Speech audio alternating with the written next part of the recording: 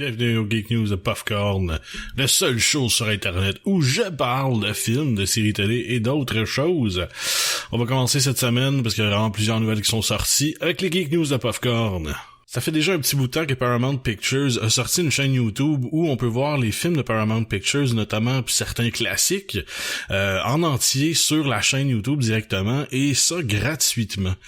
C'est en fin de compte le premier pas de Paramount Pictures vers une évolution web complète, ce qui veut dire qu'on va mettre les films de plus en plus sur le web et gratuitement, et ça va être payé à coût de publicité comme YouTube fonctionne, parce que YouTube fonctionne au nombre de clics et de publicités. Chaque fois qu'il y a une publicité en avant d'une vidéo que vous écoutez, il y a une certaine partie des revenus de la publicité qui vont aller directement aux créateurs de contenu, ce qui veut dire ici même Paramount Pictures. Donc Paramount Pictures a mis une tonne de films classiques sur leur chaîne YouTube que vous pouvez voir en entier. C'est vraiment intéressant, on a vraiment des tonnes et certains qui sont des classiques à ne pas manquer. Notamment, il y a beaucoup de très vieux films qui sont très bons, mais qui se font très vieux, si je pourrais dire. Du côté de la comédie, il y a Ghost Team 1, qui est quand même assez récent, qui est pas pire, qui, si vous voulez rire un petit coup, allez voir ça. Il y a aussi plusieurs films de Gene Wilder, dont notamment Funny About Love, qui est un très bon film. Du côté de l'horreur, il y a In Dreams, I'll Sleep When I'm Dead. Qu'est-ce qu'il y a d'autre? Il y a Beneath the Sander ou Circle of Eight, qui sont des films qui sont quand même pas si mal du côté de l'horreur. Texas Chainsaw Massacre 2, que je n'ai pas vu, mais qui est dans ma liste de choses à voir maintenant. Bien sûr, du côté de la science-fiction, si vous tripez sur des vieux films de science-fiction, genre I Married a Monster from Outer Space ou encore Conquest of Space, c'est des films que vous allez adorer. Moi, j'adore vraiment ces vieux films-là. Il y a bien sûr le grand classique Masters of the Universe qui se trouve gratuitement sur la chaîne YouTube de Paramount Pictures.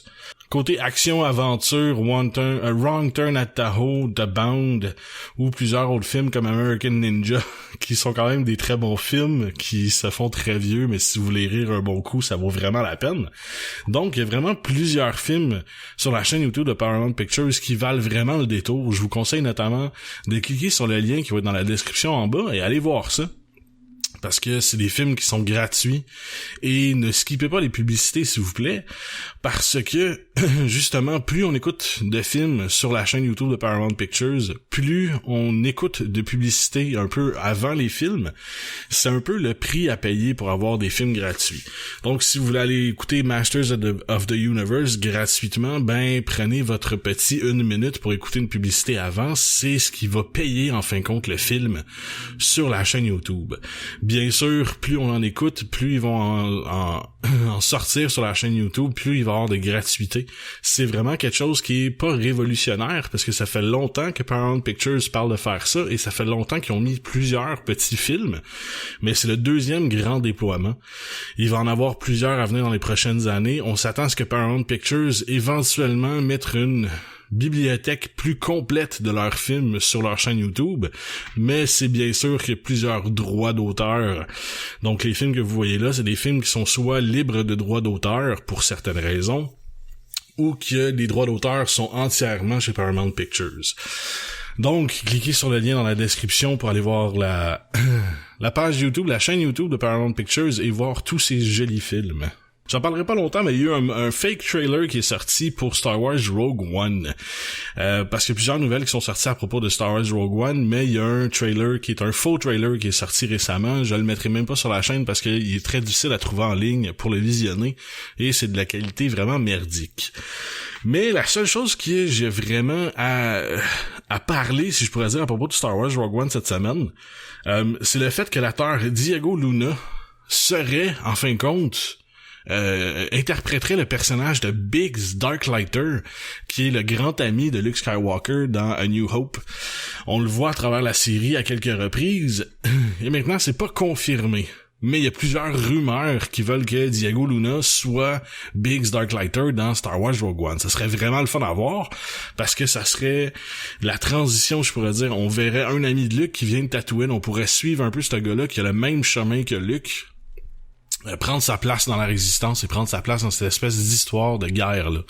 C'est super intéressant. Bien sûr, il y a Darth Vader qui a été annoncé comme étant l'antagoniste principal dans le film. On va le voir énormément diriger ses troupes et tout le kit, mais ça sera pas... Il affrontera pas d'autres Jedi, on va pas voir Darth Vader se battre à fond la caisse. Ça va être plutôt lui qui va un peu orchestrer tout ça de l'arrière au lieu que ça soit l'empereur. C'est sûr qu'on va voir l'empereur à une ou deux reprises, mais on veut vraiment baser le film sur le fait que Darth Vader, ça soit l'antagoniste principal. On va voir beaucoup d'action, beaucoup de guerre.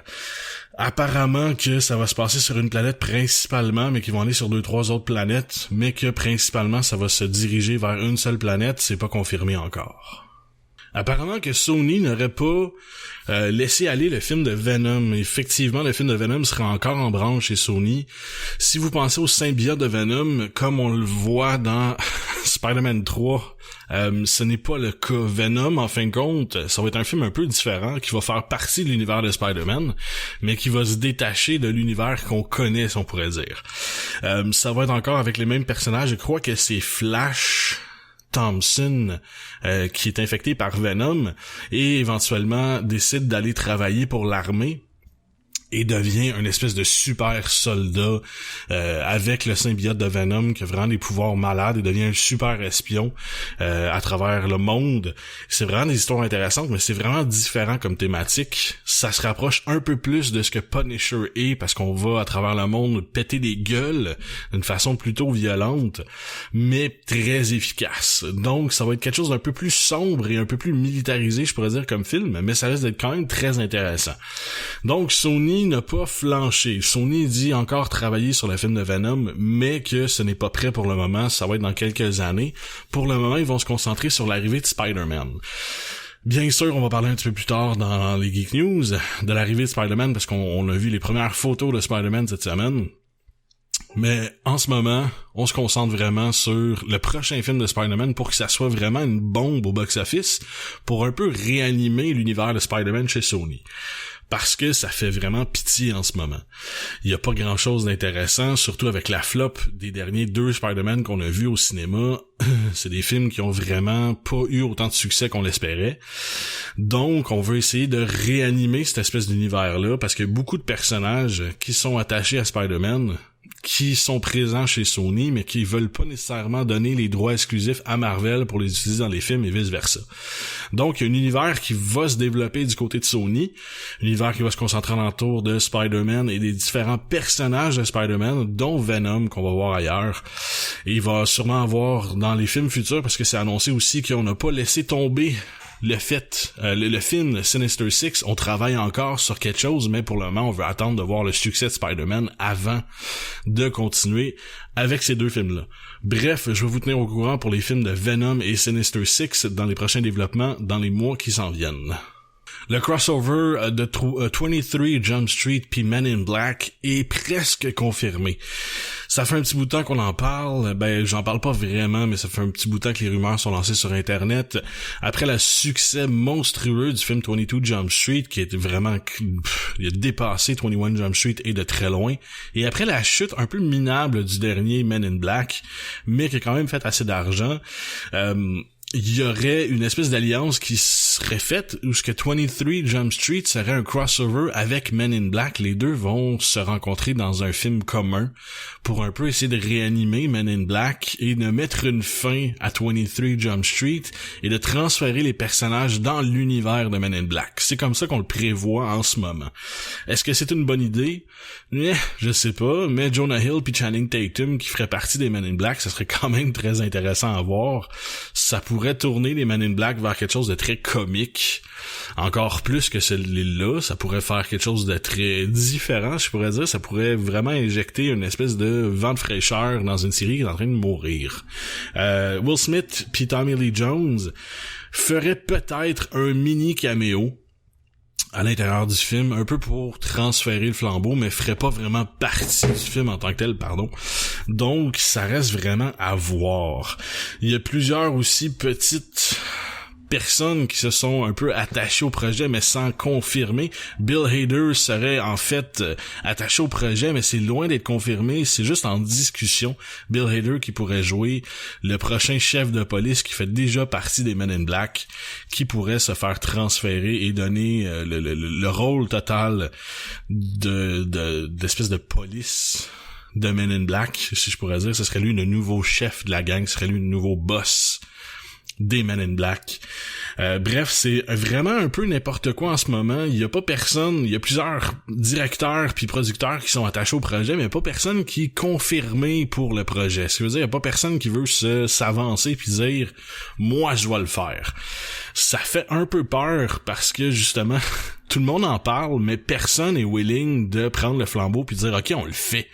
Donc quand il y a une grosse hésitation à ce niveau-là, ça annonce souvent très mal pour les films parce que personne qui se trouve avoir assez d'intérêt pour porter le flambeau puis pour dire que le film est assez bon pour être produit. Je parle ici plus notamment de Phil Lord puis Chris Miller qui sont pas mal attachés à d'autres projets en ce moment puis qui disent on n'a pas le temps. Mais si on regarde dans le passé puis pas mal le rôle de directeur et de producteur, avoir pas le temps, c'est pas vrai. C'est vraiment, c'est l'excuse facile à donner pour ne pas s'attacher au projet et ne pas s'avancer sur le projet. Mais bref, 23 Jump Street, un crossover avec Men in Black, c'est en négociation, c'est en préparation. Ça se peut que le film 23 Jump Street aille de l'avant sans l'espèce de penchant Men in Black. Ça se peut qu'on mette Men in Black de côté complètement juste pour aller de l'avant avec 23 Jump Street qui est un grand succès monétaire. Les films, bon, c'est drôle, c'est bon, mais c'est pas débile, là, c'est pas du grand cinéma, si on pourrait dire, là, c'est de la comédie classique de deux gars avec des jokes de pète. Mais bon, on verra bien ce que ça donne, je vous tiens au courant dans les prochains mois. Une très bonne nouvelle et une nouvelle assez étrange à propos d'Assassin's Creed. Michael Fassbender a déjà signé, c'est même pas en négociation, la signature a été faite, ça a été annoncé, Michael Fassbender va revenir pour un deuxième film d'Assassin's Creed. Bien sûr, la série est basée sur lui entièrement puis les tournages ont commencé un petit bout de temps. C'est pas encore terminé, c'est sur le bord d'être terminé, ça s'en vient très bientôt. Mais bien sûr, là, ça va passer en post-production, ça va prendre du temps avant qu'on le voit, mais le tournage est bientôt terminé. Donc, seulement avec les dailies, qu'on appelle ça. Les dailies, ce que c'est à chaque jour de tournage, à la fin de la journée, tout ce qui est visionné, tout ce qui est gardé comme étant des bonnes prises est envoyé au studio de production pour un visionnage. Puis ça, c'est à tous les jours. Ce qui veut dire à tous les jours, les producteurs attachés au projet, des assistants et peut-être une méchante gang de production en arrière de ça, vont visionner ce qui a été fait. Et juste à partir des dailies, on va déjà de l'avant avec un deuxième film d'Assassin's Creed. Maintenant, chose à noter, je déteste Assassin's Creed. Je déteste la série de jeux vidéo Assassin's Creed. J'ai vraiment aimé le premier et le deuxième. Mais après ça, c'était du pareil au même, puis ça devenait extrêmement poche. Mais une chose que j'adore, puis ici Dan Volk va pouvoir m'appuyer, c'est vraiment le côté historique puis le côté... ce qui est le fun dans ces jeux-là, c'est se promener dans les villes puis voir le souci du détail, le souci de l'esthétique qu'on a apporté au jeu. Ça, c'est vraiment géant, c'est vraiment nice. Tout le côté animus qu'on va dans le passé puis l'ADN, ça, c'est vraiment à chier puis on l'a utilisé beaucoup trop souvent. Maintenant, est-ce que ça va bien se porter dans une formule cinématographique? Je pense que oui. Je pense que ça va même être un très bon film.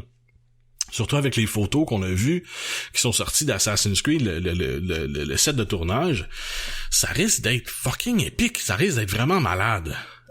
Michael Fassbender, je doute pas de ses talents d'acteur, il commence à faire toujours les mêmes films, je suis pas mal tanné de le voir jouer Magneto et le même genre de rôle tout le temps, mais je l'ai vraiment adoré, mettons, avec Prometheus dans le rôle de David, j'ai vraiment une facette différente de l'acteur que j'ai vu. Maintenant, avec Assassin's Creed, je pense voir une facette différente encore de l'acteur, un gars un peu plus sauvage, un peu plus brutal, qui est prêt à tuer. Mais c'est un assassin, c'est Assassin's Creed, là. Faut pas être étonné de ça.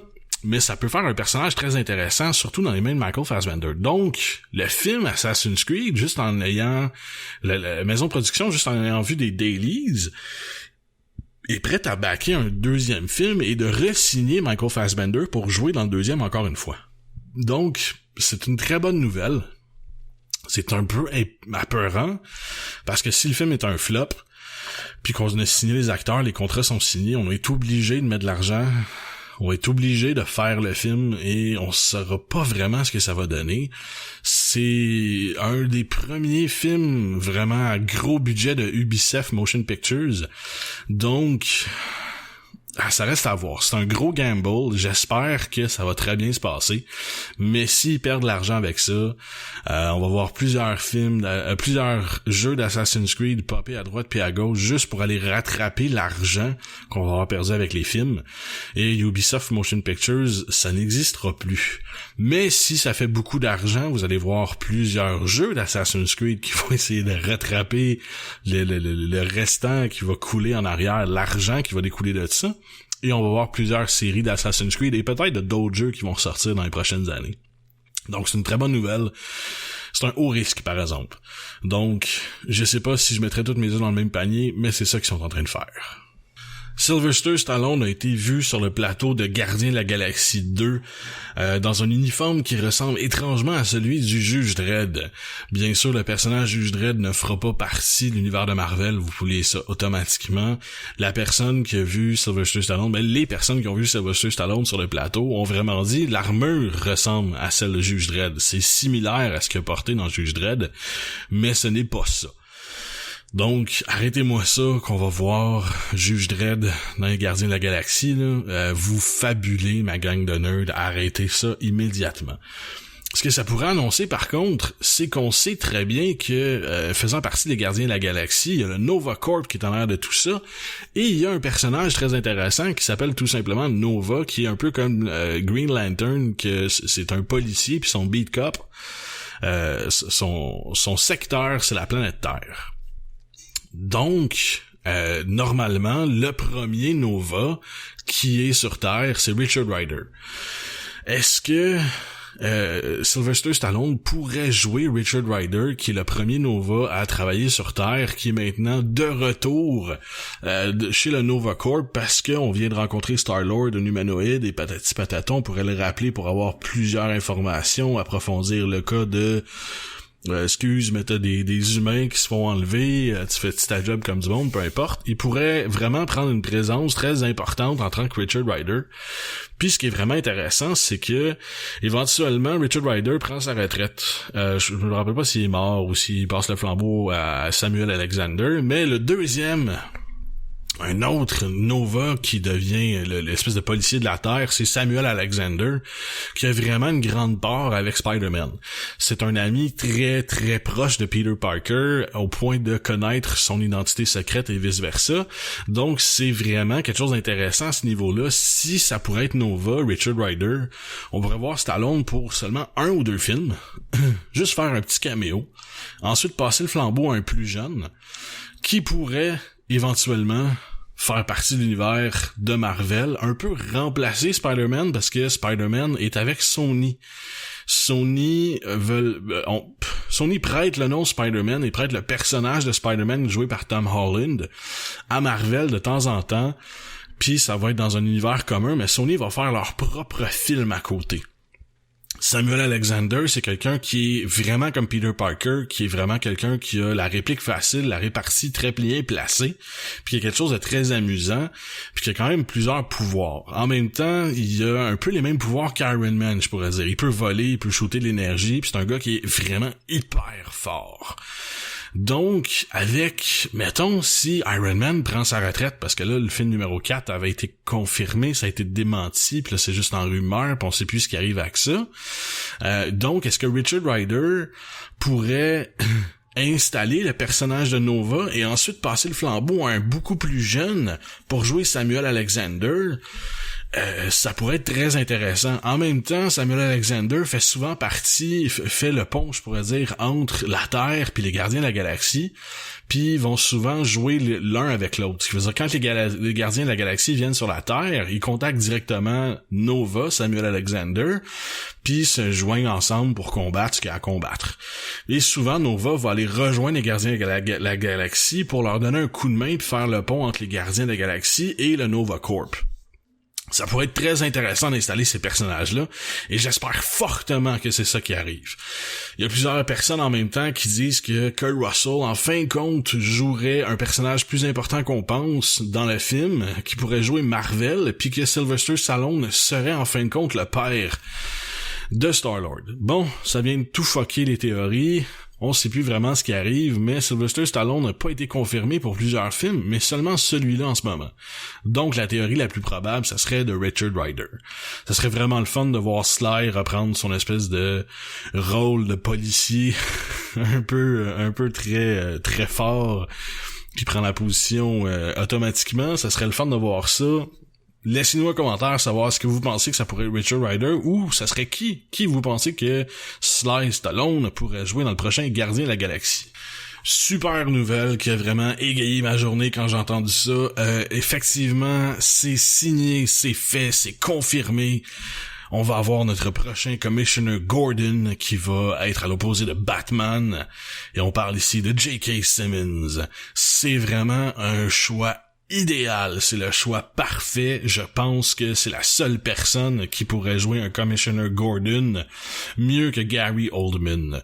Ça pourrait vraiment être un rôle parfait pour lui. Ça va être malade mental. Je suis à 100% derrière ce choix de casting là. Il avait joué le chef du Daily Bugle de Spider-Man. Dans le temps, je me rappelle pas exactement son nom, J. Jonah Jameson. Il avait joué J. Jonah Jameson dans Spider-Man, puis c'est un rôle parfait et très idéal, c'était vraiment génial. On va voir Commissioner Gordon maintenant, qui est un personnage aussi flamboyant, si je pourrais dire, mais pas vraiment, parce que c'est un personnage qui est beaucoup plus calme, mais qui a autant une prise de position aussi importante dans l'univers de Batman que J. Jonah Jameson là dans l'univers de Spider-Man. En même temps, si on regarde les derniers Commissioner Gordon, du début, il y avait Lyle Talbot dans le premier Batman and Robin. C'était vraiment un rôle plutôt calme pour lui. Personne ne s'en rappelle, hein. Ça fait tellement longtemps, c'était en noir et blanc. Après ça, il y a eu Neil Hamilton qui a joué avec Adam West. C'était un de mes Commissioner Gordon préférés avant Gary Oldman. Je l'adorais vraiment. Éventuellement, il y a eu Pat Hingle qui a joué dans les films de Tim Burton pour incarner Commissioner Gordon, qui a fait un job somme toute correct. Et après ça, on a eu Gary Oldman qui a fait vraiment une job kick-ass avec les derniers Batman. Notamment dans The Dark Knight, qui a pris une place vraiment importante.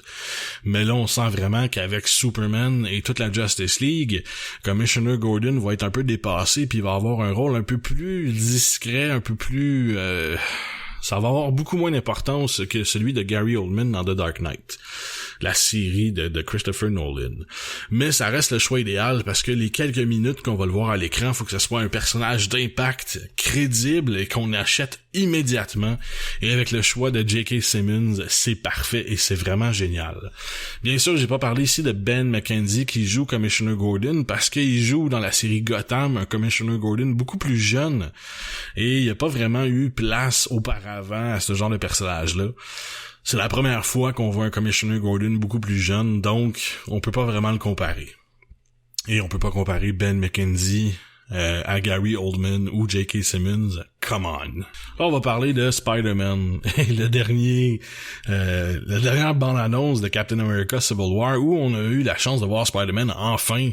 C'est sûr qu'il fallait montrer Spider-Man. C'était la dernière chance de montrer Spider-Man. Mais Warner Brothers a eu un plan de marketing assez génial. Ce qui veut dire que garder son plus gros nom côté marketing, ce qui est Spider-Man, qui est le nom le plus vendeur chez Marvel et Sony en tant que tel, pour la fin. Parce que Captain America Civil War va sortir très bientôt.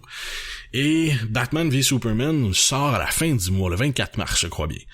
Donc, garder son plan de marketing pour garder son gros impact marketing pour le mois de mars, c'est vraiment génial parce qu'en ce moment, personne ne parle de Batman v Superman.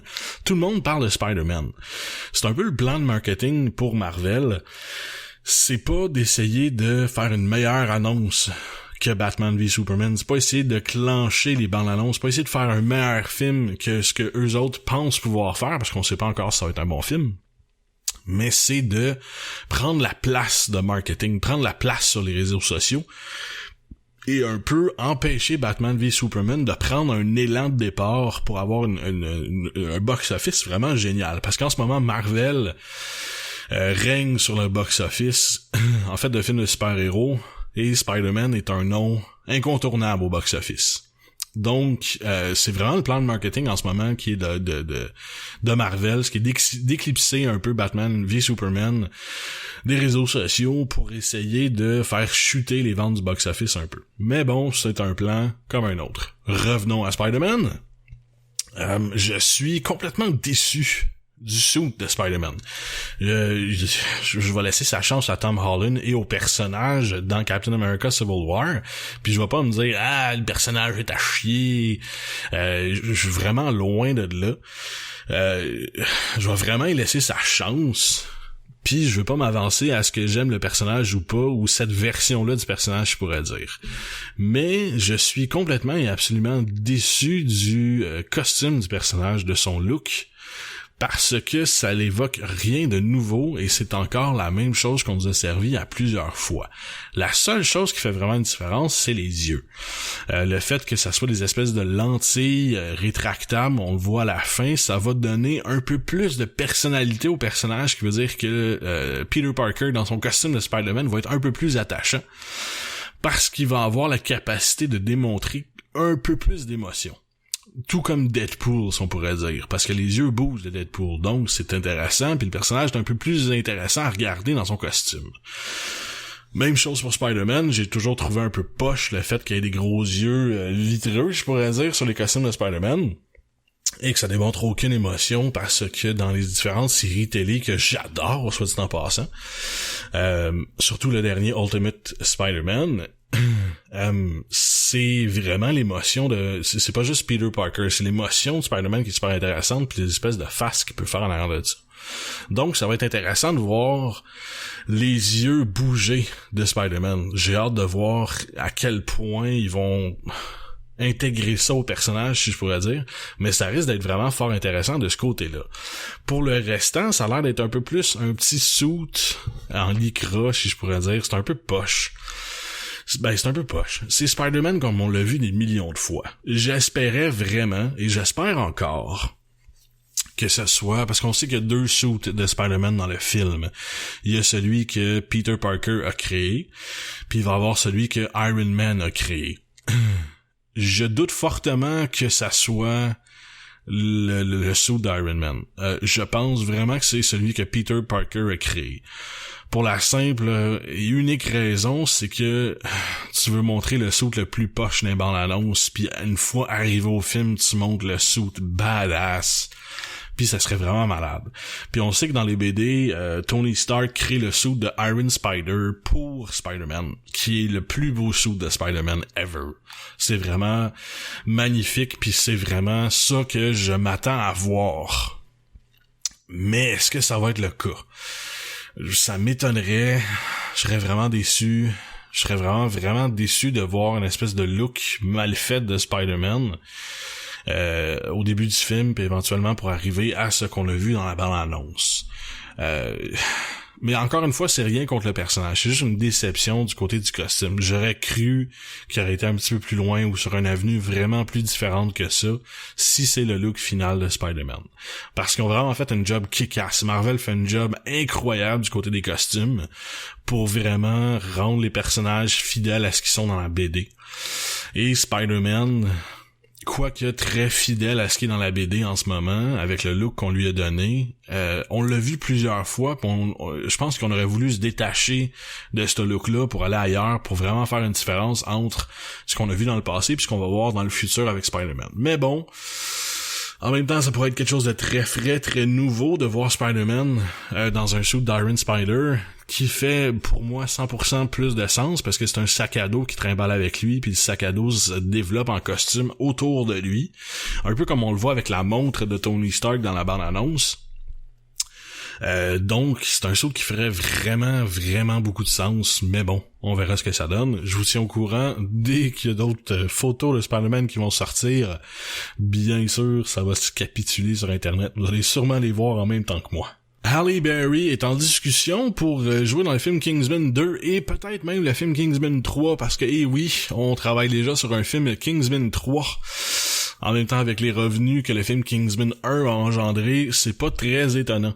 Halle Berry jouerait un peu la tête de la CIA, la tête de la division Kingsman américaine, si je pourrais dire, une partie de la CIA, dans le film Kingsman 2 et 3. Mais c'est seulement en discussion pour le moment, ce n'est pas fait encore.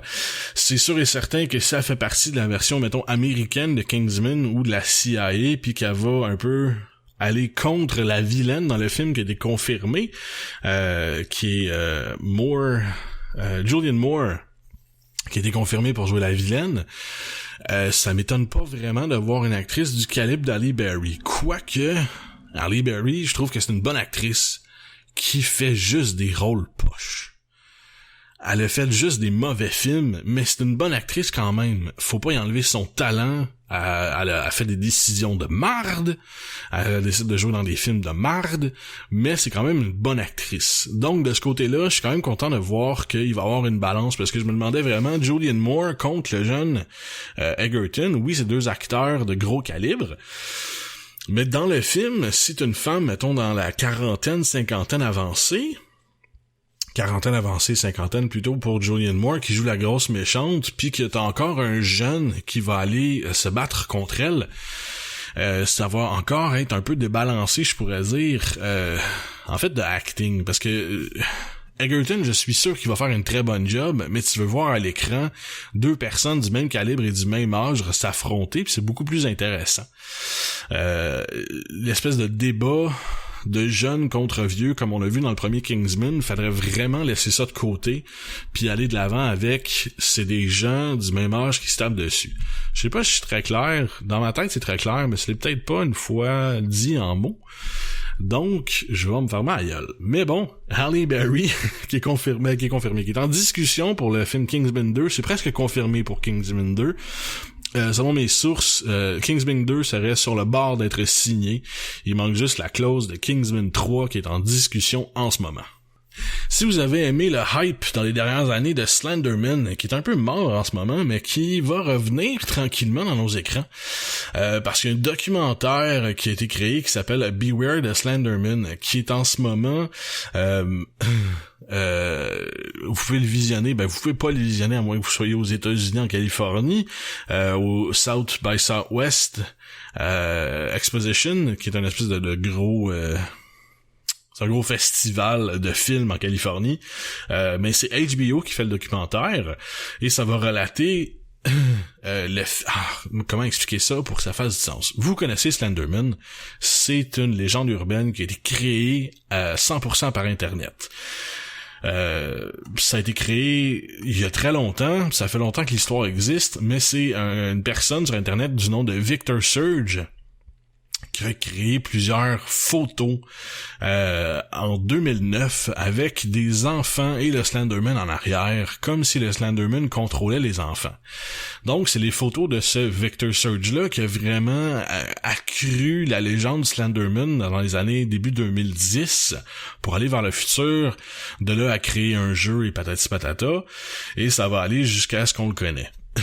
Maintenant, la légende est allée un petit peu trop loin en 2014. Il y a deux jeunes filles de 12 ans qui ont ramené une troisième jeune fille dans les bois et l'ont poignardée 19 fois. C'est une histoire très lugubre et très dégueulasse, mais bref, c'est la pure vérité, c'est vraiment des choses qui se sont arrivées. Les deux jeunes filles ont blâmé le Slenderman en disant « on est sous le contrôle du Slenderman ». Bien sûr, c'est de la bullshit, parce que le Slenderman n'existe pas vraiment. S'il existe vraiment, je m'en vais de ce pas me cacher dans un garde-robe, et je ne sors plus du garde-robe. On va faire des vidéos à partir du garde-robe uniquement à partir de maintenant. Mais ça, c'est si vous pouvez me confirmer que Slenderman existe vraiment. De là à me le confirmer, bonne chance. Alors, HBO, le documentaire de HBO est terminé, puis c'est Beware the Slenderman, et le documentaire se porte sur ces deux jeunes filles-là en tant que telles, et sur le fait que, est-ce que le mythe qui a été créé sur Internet aurait maintenant dépassé la réalité pour créer Slenderman dans la réalité? Et est-ce que en un peu, comment je pourrais dire ça? Est-ce qu'en parlant de Slenderman, on aurait un peu créé ce mythe-là, puis créé la folie du Slenderman au point où deux jeunes filles croient au Slenderman à fond la caisse, au point de tuer quelqu'un à coup de couteau 19 fois dans un bois. Bref, c'est un film qui risque d'être fort intéressant. En ce moment, comme je le dis, il est juste en visionnement au South by Southwest en Californie. Mais le documentaire de HBO est annoncé pour sortir sur leur formule web et éventuellement la télévision dans les prochaines années. C'est sûr et certain que c'est quelque chose que je vais regarder puis que je vais vous parler un peu plus souvent parce que c'est un sujet qui m'intéresse énormément. Mais bon, Slenderman, vrai, pas vrai, garde-robe. Il y a une théorie assez forte en ce moment sur The Walking Dead. J'écoute The Walking Dead régulièrement et maintenant la série s'annonce de mieux en mieux. On a passé la ferme et la prison qui étaient des moments très plates. Mais là on s'en vient vers quelque chose de très intéressant, surtout avec l'arrivée du personnage de Negan. Tout le monde qui a vu la BD sait très bien que Negan va éventuellement péter la gueule à coups de batte de baseball à Glenn, le tuer puis passer à autre chose. Ce qui est quelque chose de très cool et de très intéressant. Mais les créateurs du show ont annoncé que rendus à ce point-là dans la série, ils vont vraiment prendre un virage à gauche très important. C'est la seule annonce qu'ils ont faite. C'est à propos du personnage de Negan et de comment il va être introduit dans la série. Ça, ce que ça veut dire, c'est qu'ils vont aller vraiment d'une façon différente de ce qui a été fait dans la BD. Parce que le fait que Negan tue Glenn, c'est le plot twist le plus connu de la BD de Walking Dead et celui qu'on parle le plus depuis le début de la série. Ce qui veut dire que c'est quelque chose que tous les fans sont au courant, ou presque. Donc on va aller dans une direction complètement différente pour encore étonner et choquer les fans. Une théorie qui est sortie sur Internet qui serait quand même très intéressante, qui ferait place encore au personnage de Negan, parce que le personnage de Negan est vraiment fondé sur cet acte-là. Le premier acte qu'on voit de lui, c'est qu'il pète la gueule à Glenn à coups de batte de baseball et le tue, lui démolit la tronche, ensanglanté, c'est vraiment dégueulasse. C'est comme hand shot first. C'est vraiment, ça définit le personnage du début à la fin. Puis à chaque fois qu'on voit le personnage, on pense toujours à ça. Donc, est-ce qu'on pourrait changer cet événement-là et encore avoir le même type de personnage, ou si on enlève cet événement-là, on se rend compte qu'on a un personnage complètement différent? C'est un débat qui s'est vraiment posé, puis c'est le même débat que Hand Shot First. Donc, les créateurs du show, en ce moment, décident de prendre un virage à gauche drastique sur le personnage de Negan, et la théorie veut que, au lieu que Negan tue Glenn directement, Negan va forcer Rick à tuer lui-même à coups de batte de baseball Glenn, ou peut-être même le personnage Daryl, peut-être même Daryl, ou peut-être même Carol, on ne sait pas encore, mais que Negan forcerait Rick à tuer un de ses personnages, un de ses acolytes dans la gang de Walking Dead. Ça pourrait vraiment aller dans le ton un peu plus psychologique qu'on voit dans la série. Ça pourrait vraiment faire de quoi de fucké, puis de quoi d'assez débile. En même temps, Rick, c'est un personnage qui est très torturé depuis le début de la série. C'est la première fois qu'on le voit aller aussi loin et dans ses convictions, et qu'on le voit vraiment foncer pour faire ce qu'il a à faire. Donc ça pourrait pousser le personnage un petit peu plus loin. Ça serait vraiment intéressant de voir ça. Puis c'est une théorie que j'adore en ce moment, et j'y adhère fortement. En même temps, ça donnerait vraiment le ton à Negan. Ça donnerait un ton différent, un ton un peu plus manipulateur que ce qu'on voit dans la BD, mais ça pourrait vraiment être kick-ass. Donc, laissez-nous savoir, est-ce que vous abordez la théorie de la même manière que moi? Est-ce que vous aimez cette théorie-là, ou vous voudriez aller ailleurs avec le personnage de Negan? Et dernièrement, pour les Geek News de Popcorn, quelque chose de très important qui va affecter le futur du cinéma si ça va de l'avant. Sean Parker, le co-créateur de Napster il y a très longtemps, un projet en ce moment qui s'appelle le Screening Room. Le Screening Room, ce que c'est que c'est une petite machine qu'on achète pour 150$. Vous mettez ça dans votre salon et c'est une machine pay-per-view en fin de compte. Mais c'est une machine pay-per-view un peu différente. Ce que c'est que vous allez payer 50$ pour le visionnement unique. On parle pas de visionnement pendant 24 heures ou d'un abonnement, vous pouvez le regarder autant de fois que vous voulez dans une semaine. Non, on parle d'un visionnement unique qui va se passer 48 heures à l'avance. Ce qui veut dire vous commandez votre film, dans 48 heures, le visionnement commence. Et le film ne se voit qu'une fois, vous payez 50$ et c'est terminé, vous pouvez le recommander par la suite. Mais ce que c'est que ça va être tous les films qui sont affichés au cinéma, vous allez pouvoir les regarder pour le frais de 50$ dans votre salon. Ce que c'est en fin de compte, c'est différents studios qui sont fait approcher par le Screening Room, puis qui sont maintenant quand même d'accord avec cette idée-là. On parle ici plus notamment, je crois, je veux pas me tirer le doigt dans l'œil, donc laissez-moi juste une petite seconde. On parle de Sony, Universal et Fox, qui sont maintenant un peu d'accord avec ça et vont aller de l'avant avec ça. Ce qui veut dire que Sony, Universal et Fox seraient prêts à investir dans Screening Room pour avoir des revenus et permettre aux gens de voir les films à la maison directement, précommandés au coût de 50$. Mais ça, ce que ça apporte, c'est que ça va tuer un peu le monde du cinéma. Mais pas vraiment. Je m'explique.